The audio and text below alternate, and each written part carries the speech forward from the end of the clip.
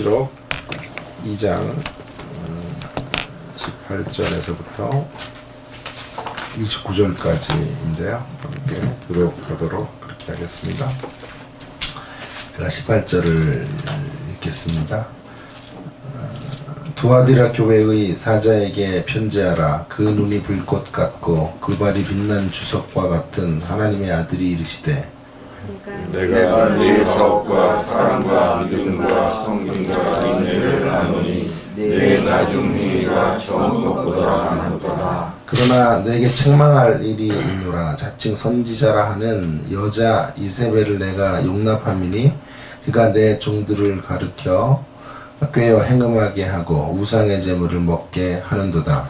또 내가 그에게 회개할 기회를 주었으되 자기의 음행을 회개하고자 하지 아니하는도다. 볼지어다 내가 그를 침상에 던질 터이요 또 그와 더불어 간음하는 자들도 만일 그의 행위를 회개하지 아니하면 큰 환난 가운데에 던지고 또 내가 사망으로 그의 자녀를 죽이니 모든 교회가 나는 사람의 뜻과 마음을 살피는 자인 줄 알지라. 내가 너희 그 사람의 행위대로 갚아주리라.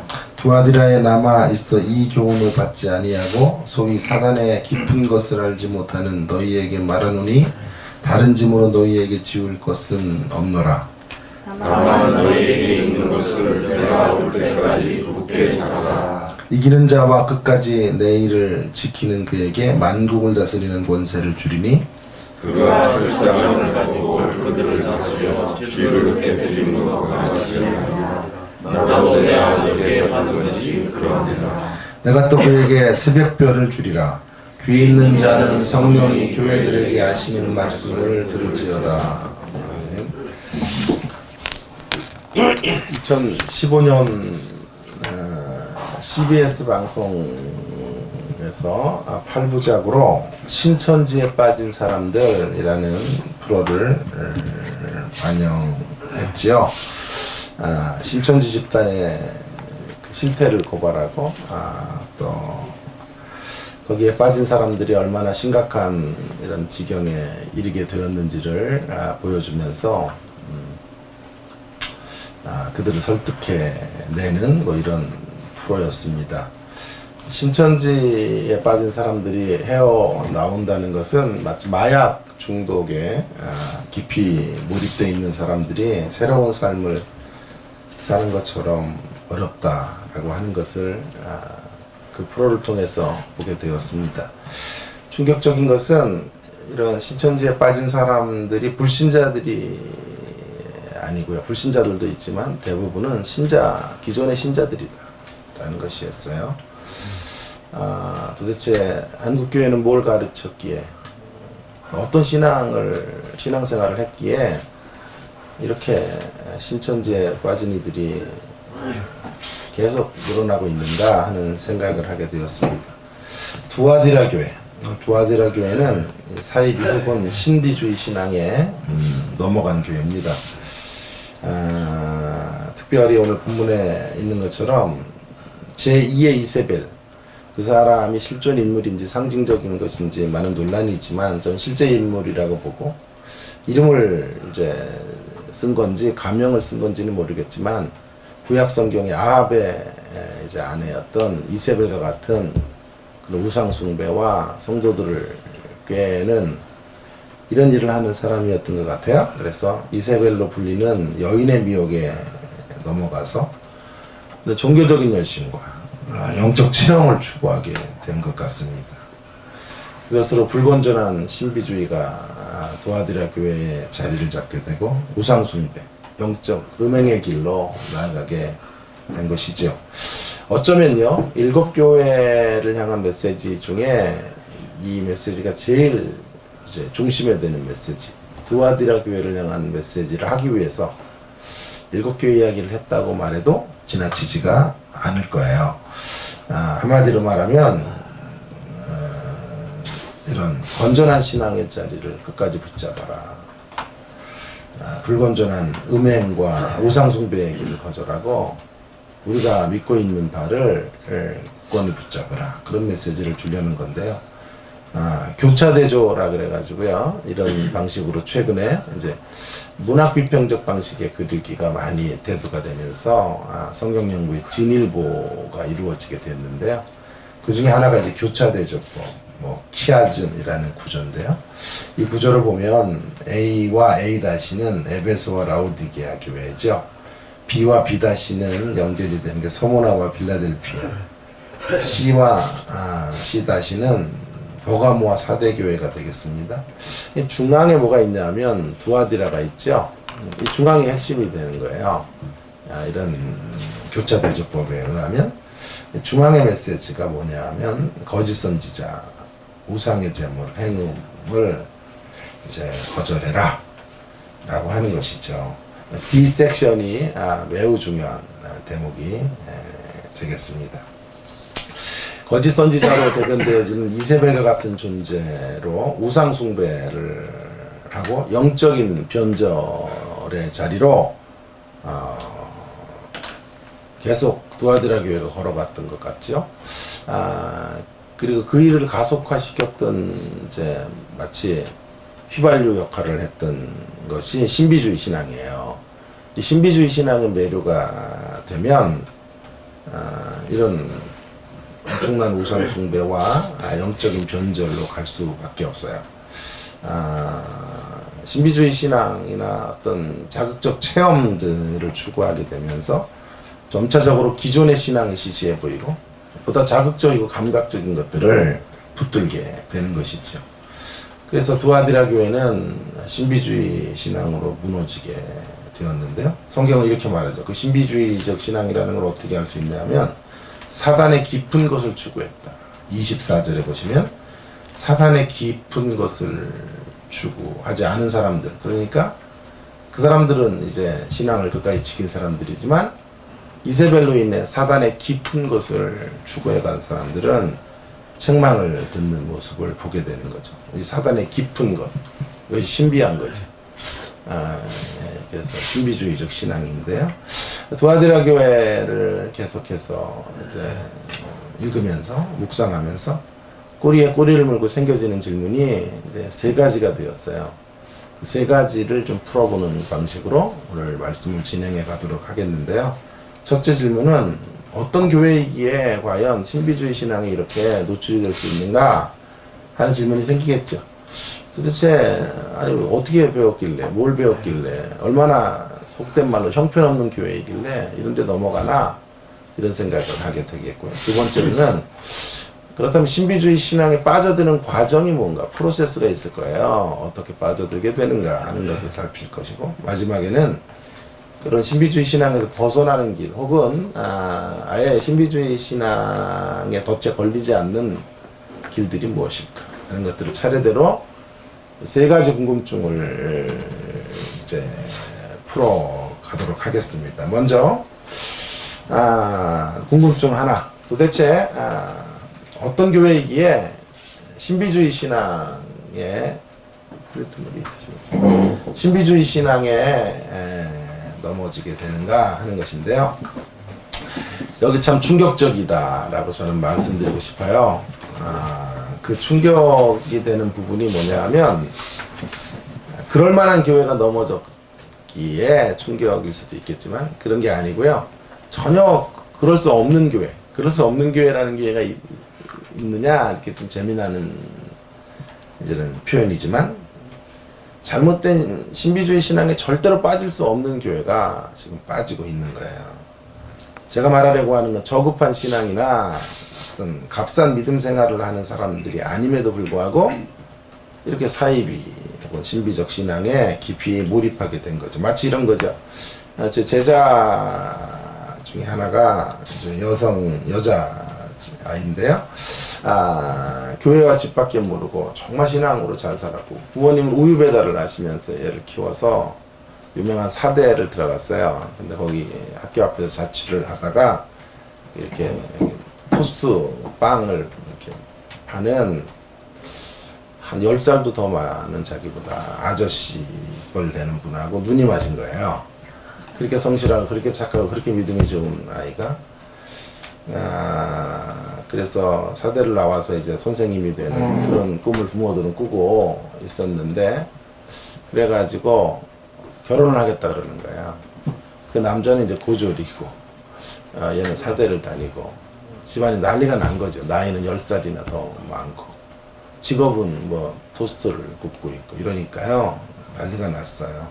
그래서 반대를 했더니 가출을 한 거예요. 그래서 살림을 차려버리게 된 거죠. 그리고 애를 낳고 해서 어쩔 수 없이 결혼을 이제 하게 되었고, 부모는 한동안 그 사위를 보지도 않고, 제가 있었던 교회에 완전히 가장 놀라운 사건, 쇼킹한 사건으로, 아니 다른 사람은 다 몰라도 얘가 그럴 줄은 몰랐다. 이렇게 착하고 이렇게 소위 말하는 범생이 이럴 줄은 몰랐다. 제가 유학하고 돌아왔더니 그 이야기를 이제 그 동기 제 제자들이죠 하는 것을 제가 들었어요. 재미가 없네요. 자, 어쨌든 신비주의 신앙이 탐닉된 두아디라 교회는요, 이런 면에서 놀라운 교회, 너무나 멋진 교회, 범생 교회예요. 소위 말해서 집안 장안에 소문난 교회, 착하기로 소문나고 반듯하기로 소문난 교회. 도저히 신비주의 신앙과는 거리가 너무도 먼 교회의 모습이다라고 말할 수 있어요. 19절에 보십시다. 19절에 보시면 이 교회가 얼마나 대단한 교회인지 하는 것을, 내가 네 사업과 사랑과 믿음과 섬김과 인내를 한다. 여기 거명되는 이 기독교인의 덕목들이 기가 막힌 것들 아니에요? 그죠? 어떤 이 사업을 따로 주님을 위한 선한 일 뭐 이렇게 보는 사람도 있고, 또 어떤 사람은 사업은 즉 사랑과 믿음과 섬김과 인내이다 이렇게 말하는 사람도 있지만, 뭐 어떤 것이든지 이제 두 가지 견해들을 취할 수 있는데요. 저는 하나씩 보자고 생각이 들어요. 사업, 하나님의 선한 사업들을 감당하고, 사랑이 있고 믿음이 있고 섬김이 있고 인내가 있는 교회, 열정적으로 주님을 섬기는 교회, 그러면서도 내적으로 사랑이 있어요. 충만한 하나님을 향한 열정이 있는 교회. 그 다음 구절이 더 중요해요. 그러면서도 인내하고 끝까지 버틸 수 있는 교회. 이렇게 좋은 교회가 어디 있어요, 세상에. 자, 그러면서 그 다음 칭찬이 뭐냐 하면, 너의 나중 행위가 처음 행위보다 낫다, 좋았다. 점점 진보하는 교회예요. 진일보하는 교회. 용두사미의 신앙이 아니에요. 제가 늘 소중하게 여기는 끝을 잘 아름답게 해야 된다. 떠난 자리를 아름답게 만들어야 된다. 늘 이런 생각을 하면서 사는 사람 중에 하나인데요.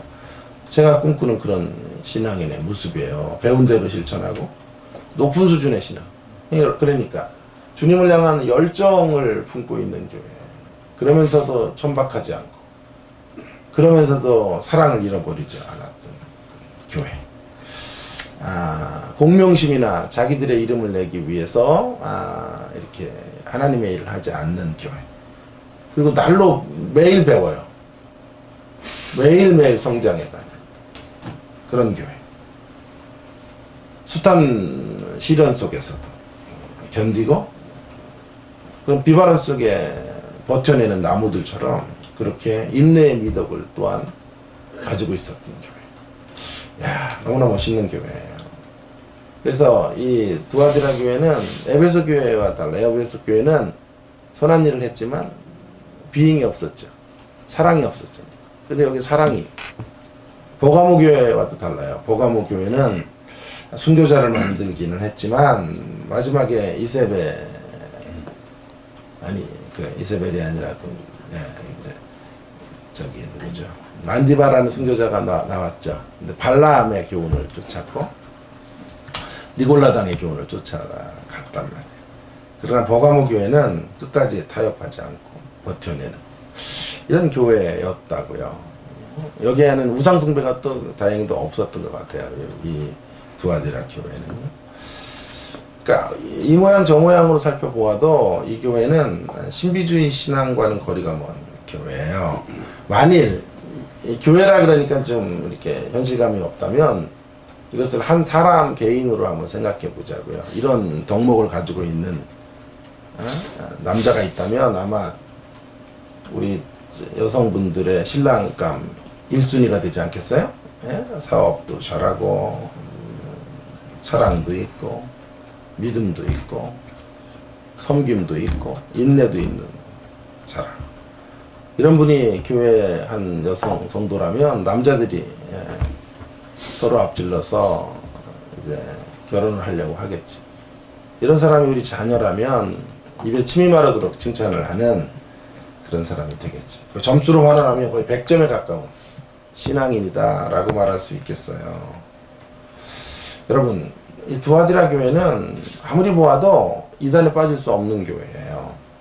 전의 모습과 어울리지가 않아요. 흔히 이단에 빠지는 사람들에게 달려붙는, 신비주의에 빠지는 사람들에게 달라붙는 이런 표현들은 교회의, 기존 교회의 부적응자들, 미숙한 인격자, 초보적인 신앙인,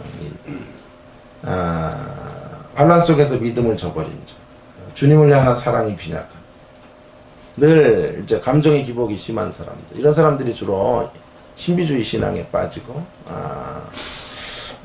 신천지나 이단에 빠지게 되는 거예요. 실제로 정말 그런 경우들이 많아요. 큰 상처를 받았다든지 인생에 건너가기 힘든 시련의 골짜기를 지나가면서 어마어마한 위로가 필요할 때 기존 교회가 너무 무기력해 보이고 너무 시시하죠. 매일 와도 이런 말씀을 듣고 뭐 환상이나 예언이나 이런 뭐 자극적인 것들이 있어서 내 문제를 하나님 어떻게 보시고 어떻게 나를 이끌어 가실지를 생각하고 확신하기를 원하는데 이 눈에 아무 증거도 안 보여요. 기존 교회는요. 그죠? 그러니 그런 분들이 이제 신천지 같은 곳에 대거 빠지게 되는 거죠. 대부분의 경우 이런 이제 보세요. 이런 자리에 빠지는 사람들은 신앙이 얇고 교회 생활을 했어도 깊이 있게 하나님의 말씀들을 배우지 않은 사람들, 뭐 이런 경우들이 많아요. 그런데 보세요. 오늘 교회는 그런 교회가 아니에요. 그런 교회만, 그런 성도들만 빠지는 게 아니에요. 신비주의 신앙. 주님을 향한 열정이 대단하고 하나님을 향해 어마어마하게 헌신된 삶을 살면서도 사랑도 있고 섬김도 인내도 뭐 하나 부족한 것이 없는 사람들도 이런 신앙에 빠지게 된다. 자, 여기서 우리가 배우게 되는 영적인 교훈 한 가지 점검하고 넘어가야 되는데요. 주님을 향한 열정과 성장을 향한 진지함, 추구, 갈망에도 불구하고 넘어질 수 있다는 사실이에요. 열정과 수준이 있는데 신비주의 신앙에 넘어갈 수 있음을 다시 한번 꼭 명심해야 되고요. 아니, 열정과 수준이 있기 때문에 넘어지는지도 몰라요. 왜냐하면 추구하고 있는 거기 때문에. 열정이 있으니까요. 더 배우고 싶고 더 성장해 가고 싶고 오늘보다 나은 내일로 가고 싶으니까 기존에 알고 있었던 것에 만족하지 못하는 거죠. 더를 추구하고 거룩한 불만족 때문에 앞을 향해서 이제 걸어가게 되는 거죠. 그리고 기본적으로 이런 모습은 매우 아름다운 모습이에요. 뭔가를 추구해가고 더 진리를 배우려고 하고 성장해 가려고 하고 어제보다 나은 오늘, 오늘보다 나은 내일을 만들려는 건 귀한 거예요. 파스칼이라는 사람은 오직 나는 신음함에 추구하는 자만 인정한다. 내가 상대하는 사람은 끊임없이 신음하면서 추구해가는 사람, 멈추는 사람은 아니다. 그런 사람은 상종하지 않게, 그렇게 얘기를 할 정도였어요. 신앙의 본질은 추구하는 거예요. 더 나은 성장을 추구해가는 것이라고 할 수가 있겠어요. 그러나 꼭 하나 명심해야 될 게 있는데요. 그러한 선한 열심과 하나님을 향한 성장의 추구에도 불구하고 추구에는 언제나 유혹이 따라다닌다는 사실도 놓쳐서는 안 돼요. 미혹하는 세력이 늘 달라붙고 있다는 것을 놓쳐서는 안 되겠어요. 흔히 이런 말이 있죠. 조금은 핀트가 안 맞을지 모르지만 일을 하는 사람이 그릇을 깬다. 그러니까 너무 그릇 깨는 거 욕하지 말라 이런 얘기인데요. 이제 그 말이 또 다르게 저는 좀 생각을 할 수도 있다고 생각하는데 어쨌든 일을 하는 사람이 그릇을 깨는데요. 일을 안 하면 그릇을 안 깨요. 그죠? 깰 일이 없지요. 뭐 사용을 하지 않으니까. 그릇이 너무 깨끗해요. 그릇을 보관하는 지역이 청정 지역이에요. 일을 안 하니까. 음식을 안 하니까. 그릇이 가장 깨끗한 집을 좀 탐방하시기 원하면 우리 집으로 오세요. 우리 집으로 오시면 그릇이 어떤 상태로 보존되어 있어야 되는가 하는 것을 알려드릴 수가 있겠어요. 그릇이 가장 깨끗한 집. 1년 365일 밥을 차리는 시간이 별로 없는. 그래서 주일 예배 끝나고 이렇게 식사 주면은 음식 같은 거 주면요, 일주일 내내 거기에 심각하게 의존해서 살아가는. 그릇이 얼마나 깨끗한지 보시려면 우리 집으로 오세요. 그냥 오시지 마시고요, 마음 가볍게 양손 무겁게 하고 오시면 제가 다 여러분을 환영하도록 그렇게 하겠습니다. 여러분, 신앙생활에는 결국 방심이 없다라는 것을 제가 말씀드리고 싶어요. 그래서 제가 지난번에 도표를 다시 한번 이제 7개만 끝나면 다시 들어가겠지만 12장부터 14장이 막간 세 번째라 그랬죠. 그걸 교전이라 그랬어요. 교회의 전투가 사실은 분모에 들어가야 된다 이런 말씀을 한번 드린 적이 있는데, 그죠? 분모에 들어가서 계시록 전체를 떠받치는 분모로 뭐가 들어가야 되냐면 영적 전투가 들어가야 돼요. 그래서 12장부터 14장에 있는 영적인 전투의 현실들을 싸워내야 돼요. 우리들이요. 그것이 기조로 깔려 있어요. 계시록에는. 선줄로 생각하면 넘어질까 조심하면서 걸어가야 돼요. 스티븐 코비의 말처럼 시간 관리보다 중요한 것이 방향 관리가 우선순위가 되어야 합니다. 제가 좋아하는 성경 중에 한 구절이 시편 127편 1절인데요. 여호와께서 집을 세우지 아니하면 세우는 자의 수가 헛되다. 결혼식 때 주례사로 꼭 쓰고 있는 본문 중에 하나인데, 여호와께서 주어가 되고 여호와가 우리의 방향이 되지 않으면 수고의 떡을 먹으면 헛되다. 아침에 일찍 일어나 새벽 4시에 일어나서 저녁 늦게 누워요. 12시 1시에 누워 2~3시간씩 잠을 자고 살아가지만 수고의 떡을 먹으면 헛되다. 그러나 그 사랑하시는 자에겐 잠을 주신다 그랬더니 어떤 인간들은 또 잠만이지 않는고 막 자랑하고 주님이 나를 사랑한다 그런 얘기가 아니고요.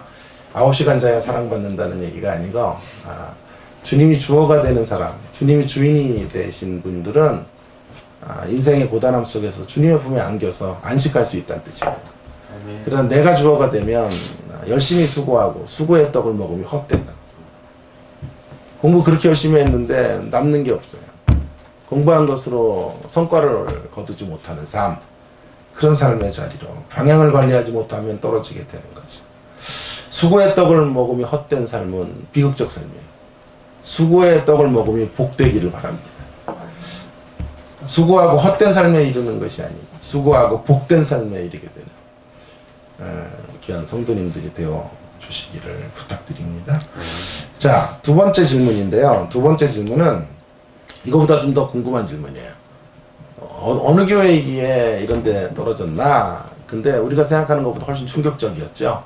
정말 반듯하고 정말 범생인 신앙생활을 했던 교회가 여기 떨어진 거예요. 거의 100점 만점의 점수를 받을 수 있는 교회였는데 가장 큰 책망을 받게 된 거죠. 자, 두 번째는 이거보다 더 궁금한 질문은 도대체 그런 신비주의 신앙이 뭐길래 왜 이런 데 빠져드는가, 이런 교회가요. 그 과정이, 프로세스가 뭔가 하는 것들을 좀 생각해 보려고 하는 거죠. 범생인 제 제자가 왜 그렇게 부모가 반대하는 그런 결혼, 도주까지 하면서 그런 결혼을 왜 하는가, 이런 질문들과도 같아요. 이 과정을 우리가 좀 알기 위해서는 본문에는 없어요. 그 과정이 어떻게 시작됐는지, 어떤 과정을 통해서 결국은 이제 성도들을 끌고 어디로 들어간 거예요? 사단의 깊은 곳으로 데리고 들어간 거죠. 근데 사단의 깊은 곳을 처음부터 제시했다면 안 갔겠지. 아니, 신앙의 수준이 있고 이런 교회니까요. 이게 사단의 깊은 곳이다 이러면 안 끌려가잖아요. 그럼에도 불구하고 이제 두아디라 교회가 여기 넘어가요. 우리가 이것을 알기 위해서는요, 두아디라 교회가 처했던 상황들을 좀, 배경적인 이해들을 좀 해야 되겠고요. 또 배경적인 이해는 잘 보이는 것이 아니니까 이제 이거보다 더 확실한 것은 20절에 있는 말씀들을 잘 좀 생각해 봐야 돼. 20절의 말씀들로부터 생각하면서 배경을 좀 생각해 보면 좋겠는데요. 20절에 보면 내게 책망할 것이 있노라 자칭 선지자라 하는 여자 이세벨을 내가 용납함이니 이세벨을 용납한 것이 문제가 되었어요.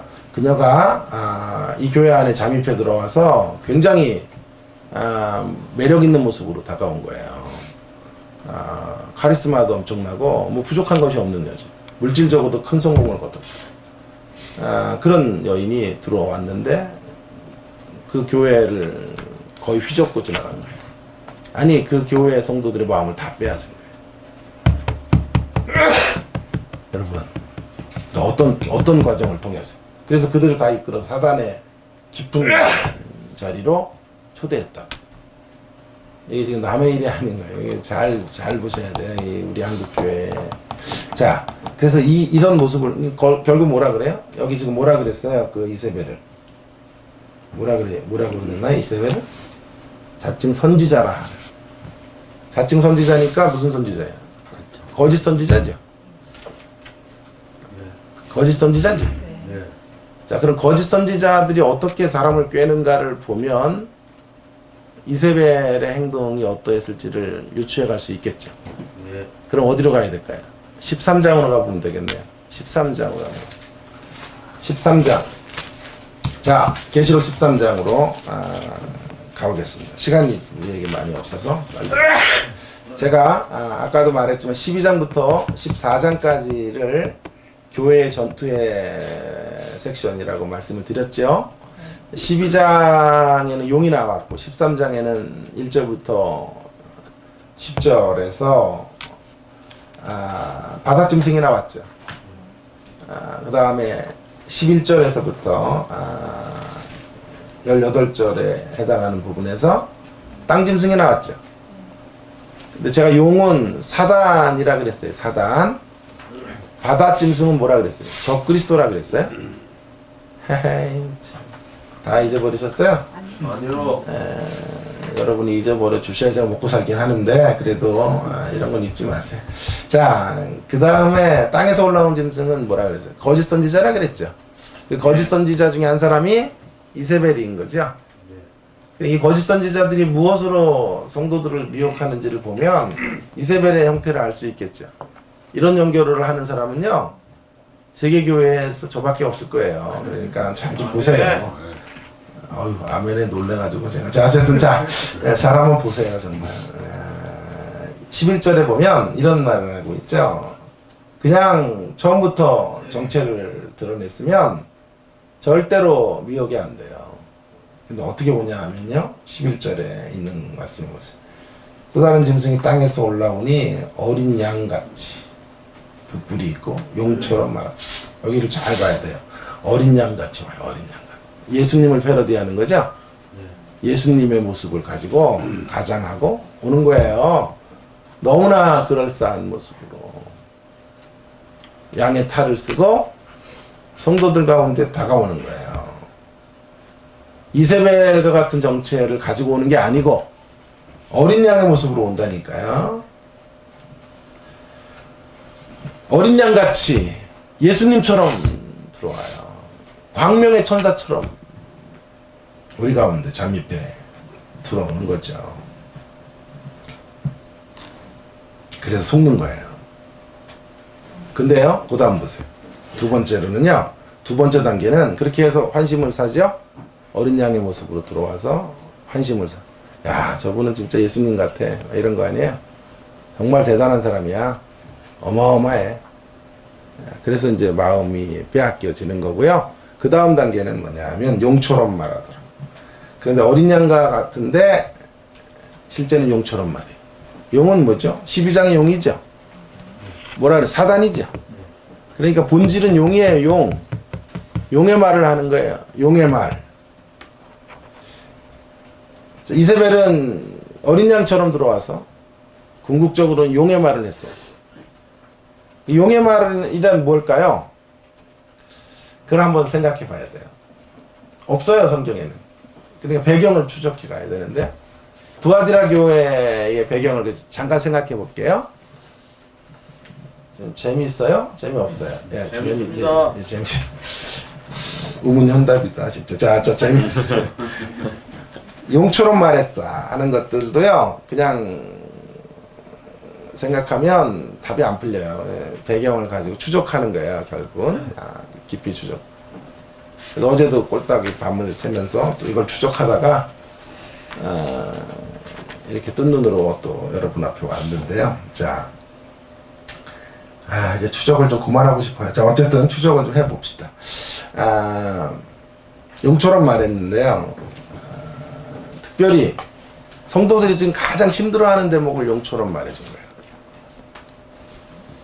관대한 담대함, 이런 말이 있을까요? 관대함, 지나친 관대함으로 답을 주는 거예요.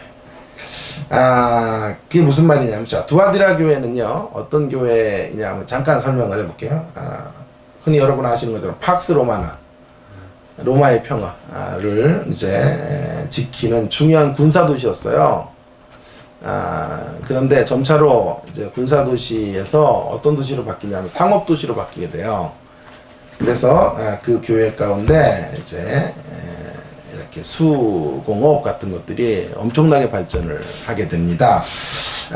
특별히 염색업 같은 거, 가죽, 의복 같은 이제 이런 상품들이 최고의 주가를 올리고, 그러니까 상업이 번창했던 곳이라고 말할 수 있어요. 그러다 보니까 거기에 많은 상인들이 있었을 거예요. 그죠? 그래서 그 상인들이 사업 조합들을 형성하게 돼요. 그걸 이제 길드라 그러죠. 길드. 들어보셨어요? 길드가 이제 발전하게 되었고요. 불이익을 당하지 않고 이제 자기들의 동일업종 사람들끼리 모여서 어떤 가격을 단합한다거나, 물론 이제 로마의 정권자들은 그 길드에게 세금 같은 걸 이제 용이하게 걷어들일 수 있어서 아마 길드를 허용했을 것 같은데, 그래서 제가 뭐 길드에 대해서 또 인터넷 사전을 또 무식하니까요, 또 뒤져서 보다가 너무 복잡해가지고요. 길드도 복잡해요. 그 구조도 복잡하고, 어쨌든 공부를 하다가 지쳐서 그냥 왔는데요. 어쨌든 그런 길드에 가입을 해야만 하는 거예요. 가입하면 되는 거잖아요. 그래서 많은 크리스찬들도 길드에 가입을 하면서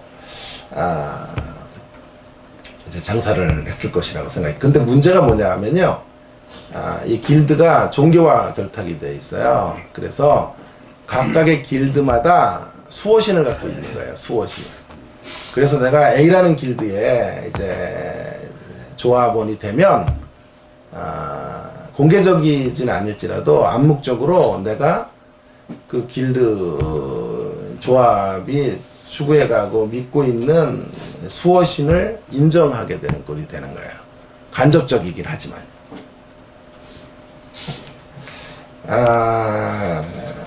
또한 이제 사업 번창을 위해서 조합원들은 정기적으로 자신들이 섬기는 수호신들에게 제사를 드리게 돼요. 이게 일반적인 관행이었다고 하죠. 그리고 제사가 끝나면 남은 음식들을 먹어요. 먹고 진탕 또 술을 먹게 되죠. 이때 여자들을 불러다가 음행을 저지르는 일까지 이제 하게 되는 거예요.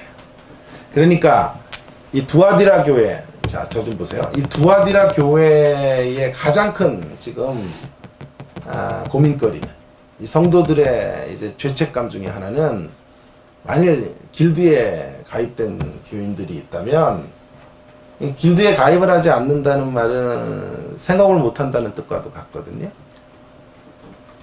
그렇지 않겠어요? 거대한 조합 옆에 혼자 이렇게 존재할 수가 없을 테니까, 만약에 길드에 가입을 하지 않는다라고 하는 것은 어떤 의미가 되냐 하면 삶을 포기한다 라는 의미와도 같아요.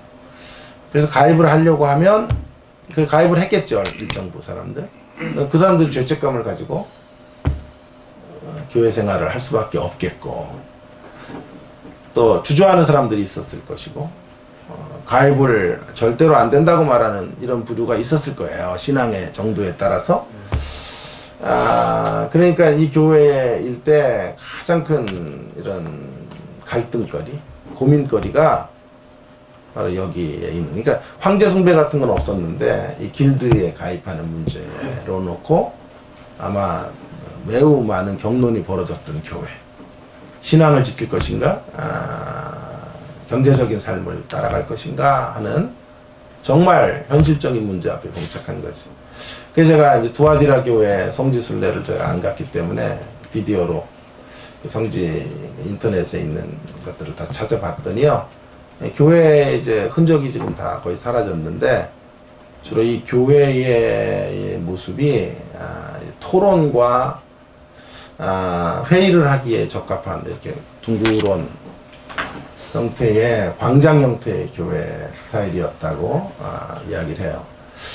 그러니까 이렇게 사각형의 혹은 그런 건물이 아니에요.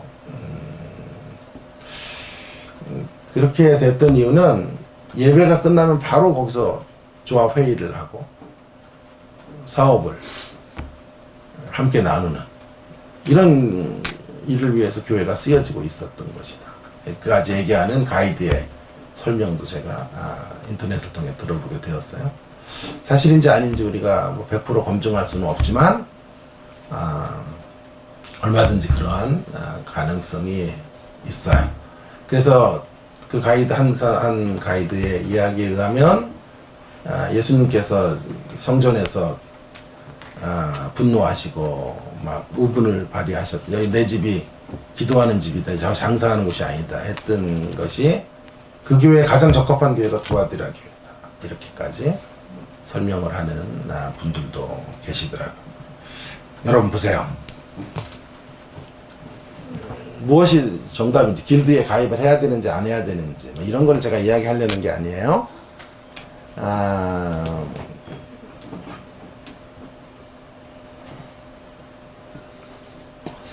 오바데 같은 사람들은요, 아합의 정권 안에 들어가서 하나님의 일을 했다고요. 그러니까 아합의 정권은 뻔하죠. 우상숭배. 이세벨이 있을 당시 이세벨과 아합의 정권은 우상숭배의 극치였는데, 그런 자리에서 가장 중요한 요직에 있었다면 끊임없이 도전을 받았겠지만 오바댜는 그곳에서 믿음을 지켰고 선지자들을 구원해내는 일들을 했단 말이에요. 그죠? 그러니까 제가 지금 길드에 가입하는 것 자체가 죄다라든가 뭐 이런 얘기를 하려고 그러는 게 아니에요. 그러나 이 문제는 그렇게 간단한 문제가 아니에요. 매우 심각한 이런 고뇌가 있어야만 하고 하나의 답으로 이렇게 간단하게 풀릴 수 없는 건데, 자, 이세벨이 용처럼 말을 한 거예요. 이 교회에 들어가서 뭐라고 말을 하게 되냐, 이렇게 말하는 거죠. 길드에 가입하는 건 결코 죄가 되지 않는다 라고 한 거죠. 각종 제사에 참여하는 것도 역시 죄책감을 가질 필요가 없다. 우상에게 바쳐진 음식을 자유롭게 드십시오. 음식이 뭐 죄 있나요? 드세요 라고 말하는 거죠. 평소에 이 여인의 대단함을 알고 있었던, 매력적인 여인이었다는 것을 이제 알고 있었던 두아디라 교회 교인들에게 이 여인의 지금 이 소리는, 이 주장은 어마어마한 희망의 메시지인 거예요. 그들의 갈등을 종결할 수 있고 마음 안에 있는 죄책감들을 전부 날려버리고 편안한 상태에서 신앙이라는 이름으로 나아갈 수 있게 해주는 어떤 면죄부 같은 역할을 그 여인이 용처럼 말해주는 거예요. 담대하게. 내가 확신하는데 하나님의 뜻은 길드에 가입해서 열심히 사는 거예요. 왜 신자들이 가난해져요? 세상을 거머줘야 되지 않냐. 그렇다면 제사를 드리는 게 뭐가 문제죠? 우상의 제물 같은 거 먹어도 아무 상관없으니 무탈하니 염려하지 말고 나를 믿고 주저하지 말고 그 일에 가담하십시오 라고 말하는 거죠. 어느 분의 표현은 이렇게 말했더군요. 그녀는 지금 진리를 양보한 관대함의 길을 제시하고 있는 거예요. 진리를 양보한 관대함의 길로 나아가도록 교인들을 쓱 밀어놓은 거죠. 이게 다 돈의 문제, 경제의 문제, 먹고 사는 문제와 관련되니까요. 신앙의 수준이 있어도 다 이 대목에 넘어져 가는 거예요. 그녀는 지금 이세벨은 욕망과 탐욕의 길을 정당화시키고 있는, 욕망과 탐욕의 길을 정당화시키고 있는. 그녀의 음성은 너무도 매력적인 것이었어요. 그동안 두아디라 교인들의 마음을 너무도 괴롭혔던 찜찜함을, 부담감을 공식적으로 날려버릴 수 있고 자유롭게 해줄 수 있는 사단의 음성이었죠. 저는 설사 길드에 가입을 했다 그래도요, 이런 음성을 듣고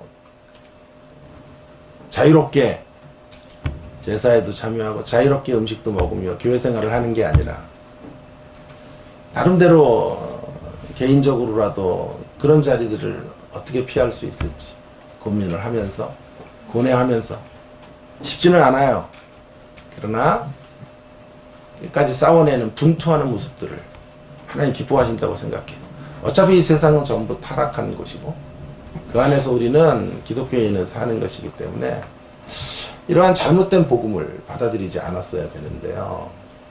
적어도 실존하면서 몸부림을 쳐야 되는데 그 대목에 굉장히 힘든 대목이에요. 굉장히 어려운 대목이에요. 그 대목을 이세벨은 강력하게 촉구해줘서 거짓된 평안함을 주는 거죠. 기쁜 소식을 던져주는 거죠.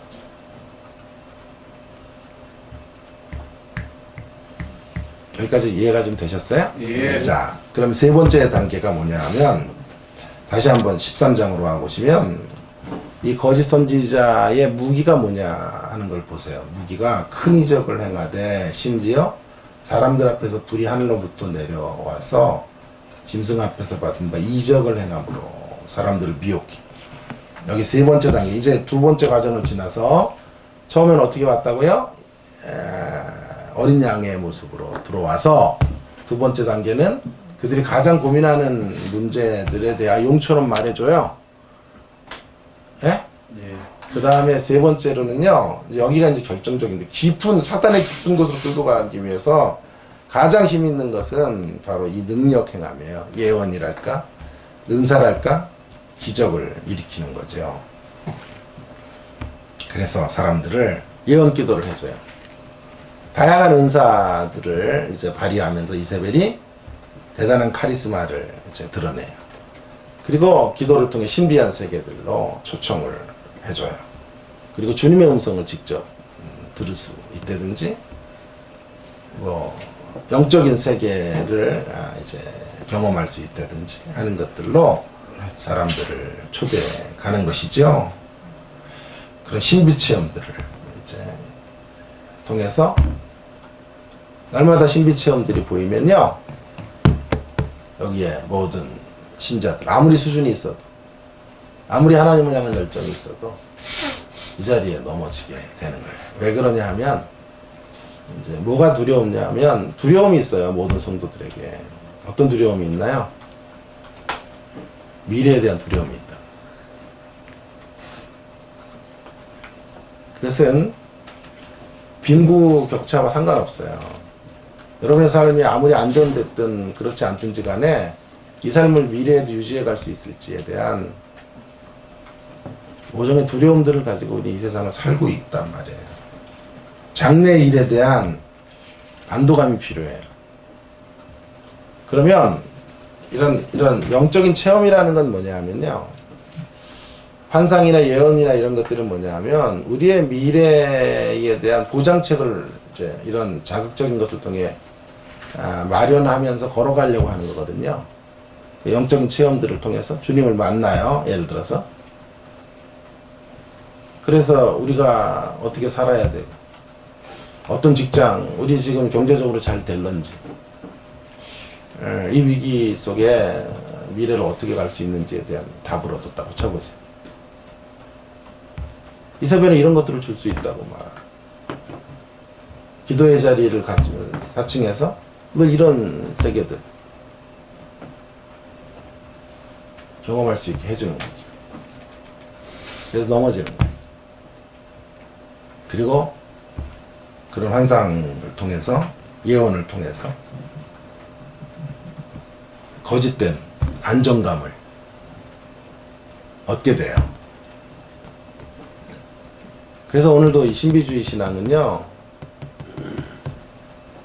교회 안에 가장 강력한 세력으로 자리 잡을 수밖에 없는 거야. 우리는 경제인이잖아요. 다 경제와 관련돼서 살아야 되고, 또 미래에 대한 불안함을 안고 이 땅을 살아가기 때문에 이런 문제들을 해결해 줄 수 있는 한방의 요법이 한방, 예? 가장 강력한 한방이 신비한 거예요.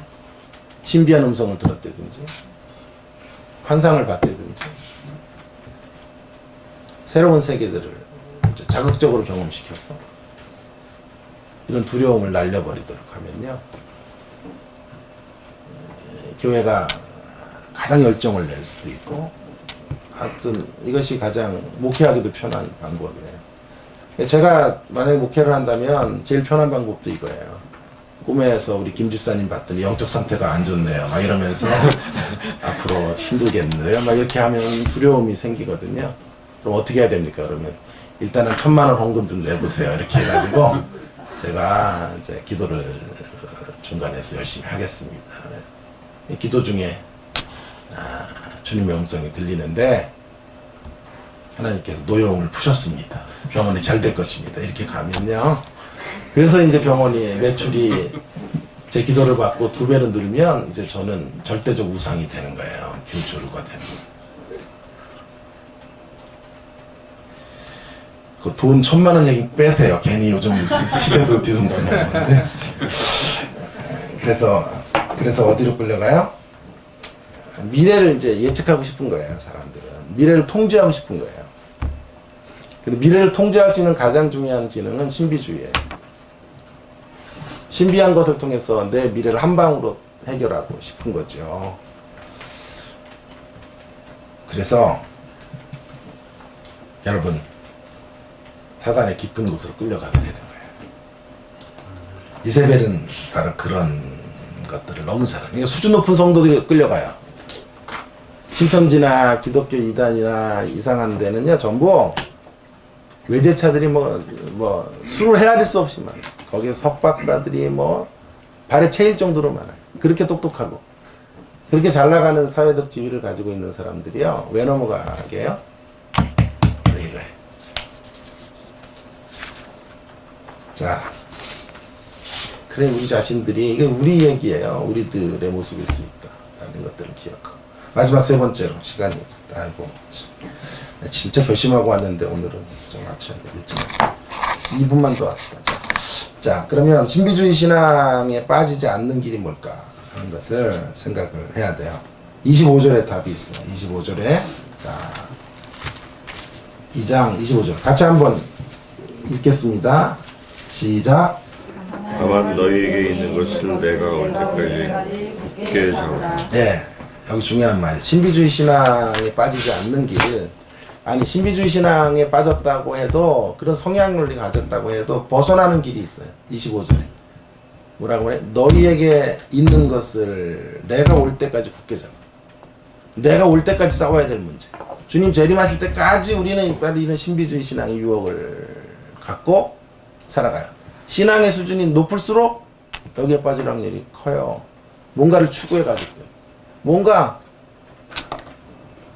더 성장해 가기를 원하다가 이 깊은 곳으로 가는데요.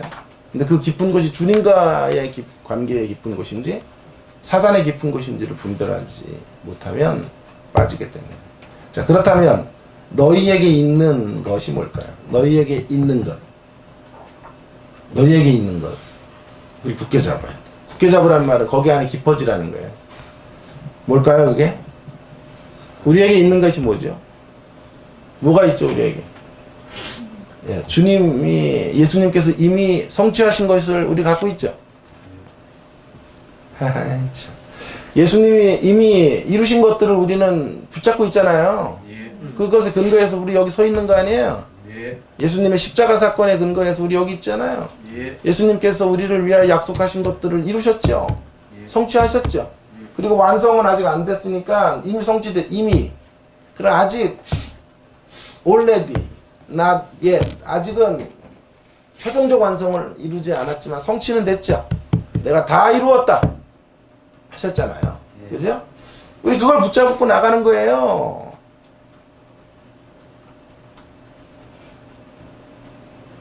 이미 이루어진 걸 굳게 붙잡아야 돼요. 그 안으로 깊이 들어가는 거예요. 그것들을 묵상하며 거기 안에서 주님과의 관계 안에 단단해져야 되는 거예요. 신앙은 무슨 생전에 듣도 보지도 못했던 이야기들을 듣고 그런 새로움을 추구하는 게 아니에요. 신사상이나 새로운 가르침에 매료되어 거길 쫓아가는 게 아니에요, 여러분. 그리스도께서 우리를 위하여 이미 이루신 일들 굳건하게 붙잡고 걸어가셔야 돼요. 히브리 11장 1절에 이런 구절이 있죠. 믿음은 뭐죠? 바라는 것들의 실상이요 그랬죠. 믿음은 뭐요? 바라는 것들의 실상이다. 뭘까요? 이게 무슨 뜻일까요? 내가 바라보는 것이 이루어진다는 뜻이에요? 지금부터 이제 나는 500억대 부자가 될 거야. 주님, 저는 믿음으로 이걸 바라봅니다. 도와주십시오. 저는 앞으로 10년 안에 대통령이 될 것입니다. 주님, 믿음으로 구하오니 될 줄로 믿습니다. 그런 것이에요. 나는 세계적인 교회, 조용기 목사보다 더 큰 교회를 세우겠습니다. 믿음으로 입을 엽니다. 됩니다. 믿음은 바라는 것의 실상입니다. 잘못됐어요. 그건 본문 해석이 아니에요. 본문은 이렇게 말하는 거죠. 믿음은 바라는 것이라는 것이요, 내가 바라보는 것이 아니에요. 거기 바라는 것은 바라보게 하신 것을 바라보는 거예요. 우리로 하여금 바라보게 하신 것들. 예수 그리스도 안에서 바라보게 하신 것이 있다고요. 새로운 뭐를 바라보는 게 아니고요. 예수님 안에 이미 바라보게 하신 것들이 성경 안에 가득 있잖아요. 그것 예수님이 영생을 바라보게 하셨죠. 예수님 우리에게 주신 것들이 구원이지요. 영원한 소망이지요. 성령의 보증이지요. 수많은 약속들을 바라보게 하셨다고요. 내가 무언가를 바라보는 게 아니라 이미 바라보게 하신 것들을 바라보는 것을 신앙이라고 말하는 거예요. 믿음이라고 말하는 거예요. 환경이 그것들이 안 이루어질 것 같이 느껴지죠? 내 구원이 확실할까? 내 영생의 문제가 확실할까? 내가 정말 예수님 안에 있는 자들이 맞나? 라는 생각들이 수없이 들어요. 그때마다 우리는 믿음을 가지고 서 있어야 돼요. 주님이 이미 이루신 것은 반드시 우리의 것이고 그것은 하나님의 온전한 완성으로 나아가게 될 것입니다. 흔들리면 안 돼요. 그게 믿음이에요. 그것들이 실상이 될 것을 바라보며 걸어가는 건 믿음이에요. 계시록 1장 1절을 보세요. 계시록 1장 1절도 여기서 이제 계시록 오해가 생겨요. 계시록 예수 그리스도의 계시라 이는 하나님께서 그에게 속히 주사 반드시 속히 일어날 반드시 그에게 주사 반드시 속히 일어날 것 일들을 그 종들에게 보이시. 아 그러니까 속히 일어날 일들이니까 종말론이구나. 계시록 이렇게 가는 거잖아요. 일어날 예언이구나. 예언 그죠? 앞으로 일어날 일들에 대한 속히 일어날 일들을 가르치는 거라고 생각하면 계시록을 오해하는 거예요. 저는 이 속히 일어날 일을 이렇게 해석해야 된다고 생각하는 거죠. 속히 될 일은 앞으로 성취될 일이잖아요. 앞으로 성취될 일은 이미 성취된 것에 근거해서 이루어질 일들이. 이미 성취된 것이 뭐예요? 이미 성취된 것 중에 제일 중요한 사건은 십자가 사건이에요. 십자가 사건을 통하여 영생 주시기로 한 자들에게 영원한 구원을 주시기로 하셨고 그 영생 주시기로 약속했지만 그 자리 안으로 초대되지 않고 들어오지 않는 자들에게 영원한 심판을 주실 거예요. 그러니까 요한계시록은 구원과 심판의 이야기인 거예요.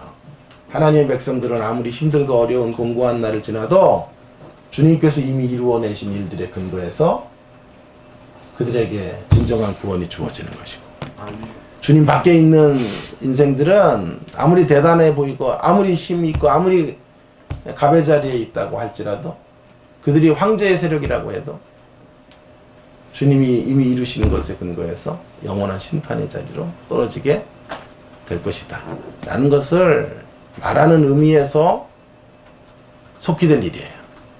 이 범주 안에서 속히 될 일이지 무슨 아마겟돈 전쟁이 언제 일어나느냐 3차 세계대전이 어디서 중동에서 일어나서 망한 이런 얘기를 하려는 게 아니란 말이에요. 속기될 일을 못 풀어서 그래요. 속기될 일은 성취될 일은 성취된 일에 근거해서 해석해야만 해요.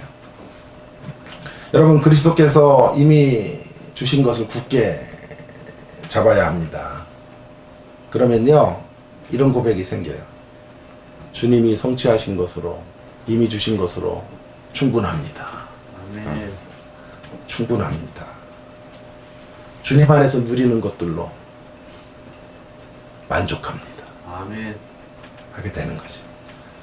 그 안에서 주님 때문에 주님이 이루신 일들 때문에 근원적인 만족을 갖게 돼요.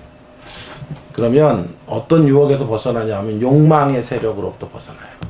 자, 두아디라 교회는 뭐 때문에 망했죠? 욕망을 극대화시키고 싶었는데 죄책감이 있었잖아요. 근데 이세벨이 야 욕망대로 가도 돼.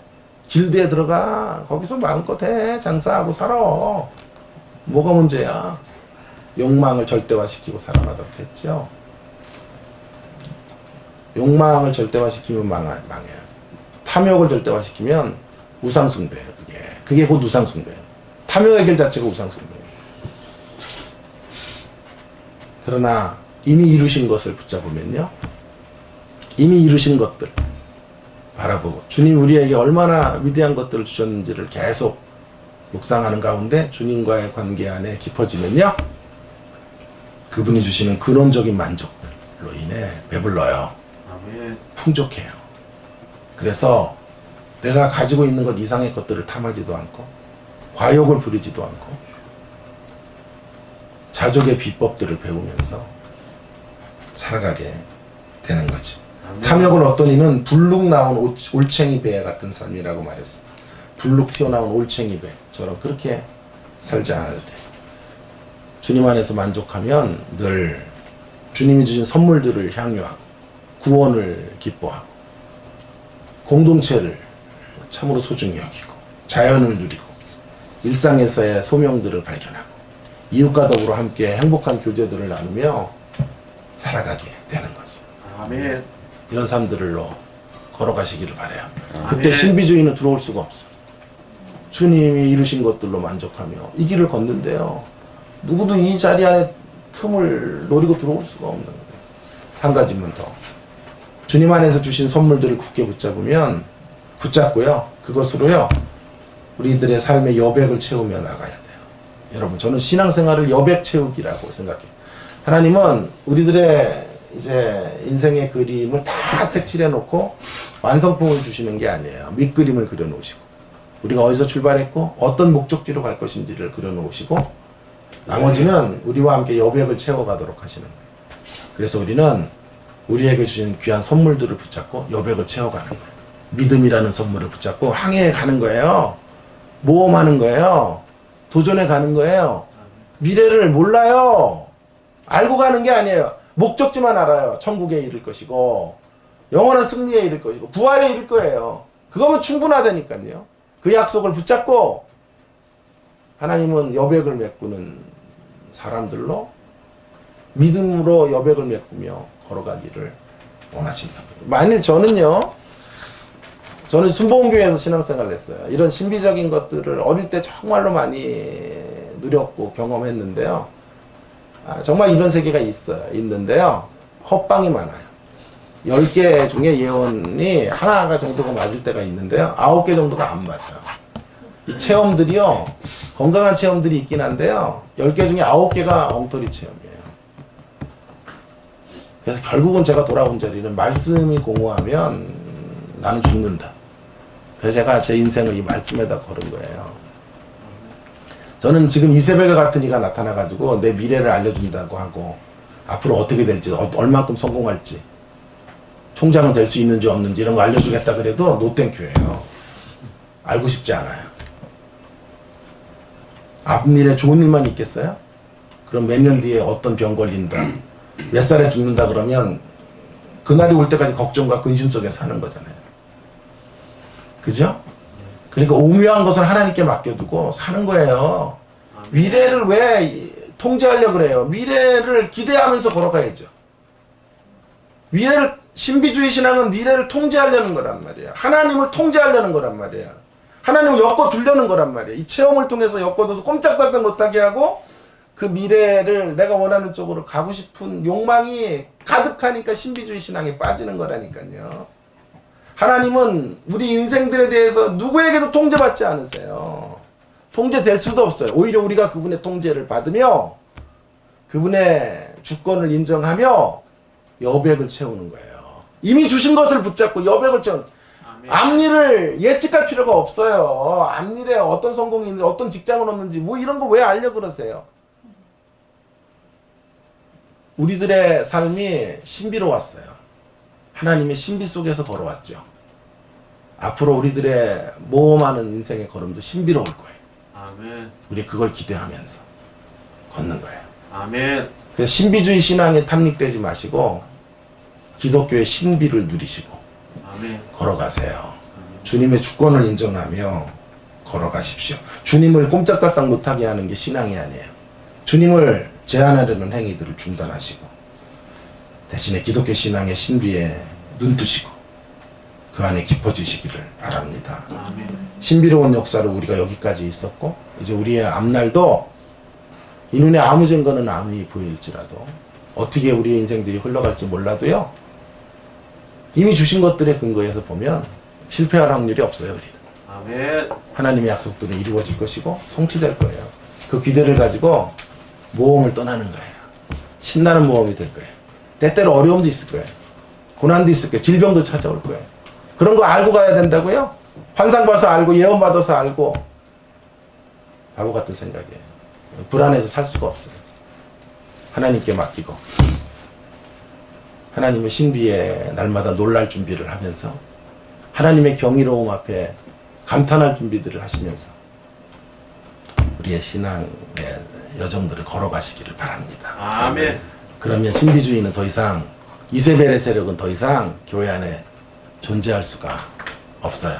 이런 세력들이 다가오거든 속으로 외치세요. 사탄아 물러거라 외치시고 나는 이미 예수님 안에 있는 것으로 족하다.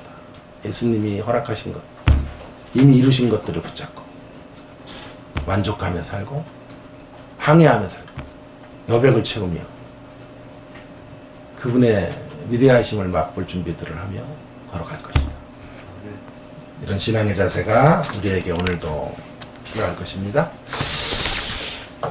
자, 좋으신 하나님 함께 부를까요?